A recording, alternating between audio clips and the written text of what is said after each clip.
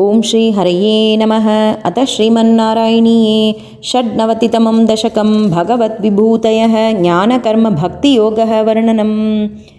त्वं हि ब्रह्मैव साक्षात् परमुरुमहिमन् अक्षराणाम् अकारः तारो मन्त्रेषु राज्ञां मनुरसि मुनिषु त्वं भृगुर्नारदोऽपि प्रह्लादो दानवानां पशुषु च सुरभिः पक्षिणां वैनतेयः नागानामस्यनन्तः सुरसरिदपि च स्रोतसां विश्वमूर्ते ब्रह्मण्यानां बलिस्त्वं क्रतुषु च जपयज्ञोऽसि वीरेषु पार्थः भक्तानाम् उद्धवस्त्वं बलमसि बलिनां धाम तेजस्विनां त्वं नास्त्यन्तस्त्वद्विभूतेः विकसदतिशयं वस्तु सर्वं त्वमेव त्वं जीवस्त्वं प्रधानं यदिह भवदृते तन्न किञ्चित् प्रपञ्चे धर्मं वर्णाश्रमाणां श्रुतिपथविहितं त्वत्परत्वेन भक्त्या कुर्वन्तोऽन्तर्विरागे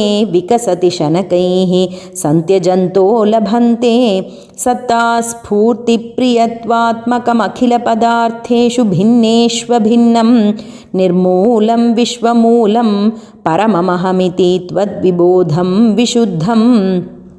ज्ञानं कर्मापि भक्तिः त्रितयमिह भवत्प्रापकं तत्र तावत् निर्विण्णानामशेषे विषय इह भवेत् ज्ञानयोगेऽधिकारः सक्तानां कर्मयोगः त्वयि विनिहितो ये तु नात्यन्तसक्ताः नाप्यत्यन्तं विरक्ताः त्वयि च धृतरसाः भक्तियोगो ह्यमीषाम्।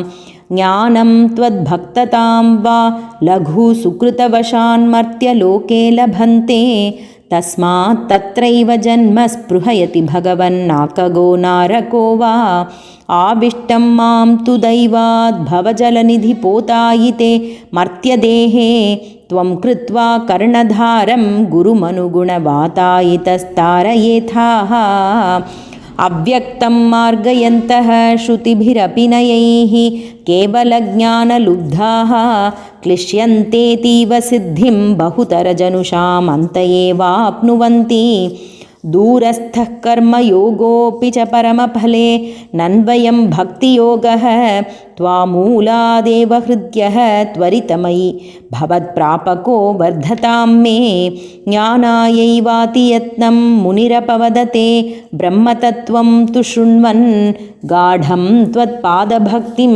शरणमयति यस्तस्य मुक्तिः कराग्रे त्वध्यानेऽपीह तुल्या पुनरसुकरता चित्तचाञ्चल्यहेतोः अभ्यासादाशु शक्यं तदपि वशयितुं त्वत्कृपाचारुताभ्याम्।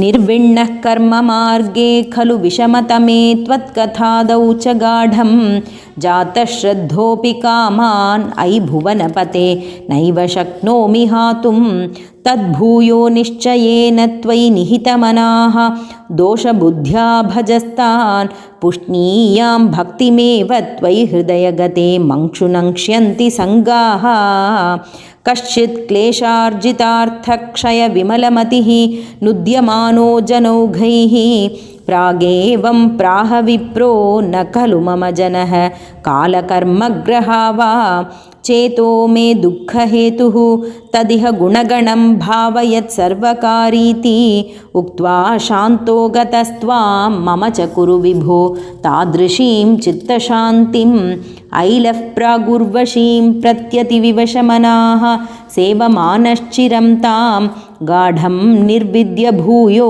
युवति सुखमिदं क्षुद्रमेवेति गायन् त्वद्भक्तिं प्राप्य पूर्णः सुखतरमचरत् तद्वदुद्धूतसङ्गं भक्तोत्तंसं क्रिया मां पवनपुरपते हन्त मे रुन्धिरोगान्। ओं श्री हरये नमः।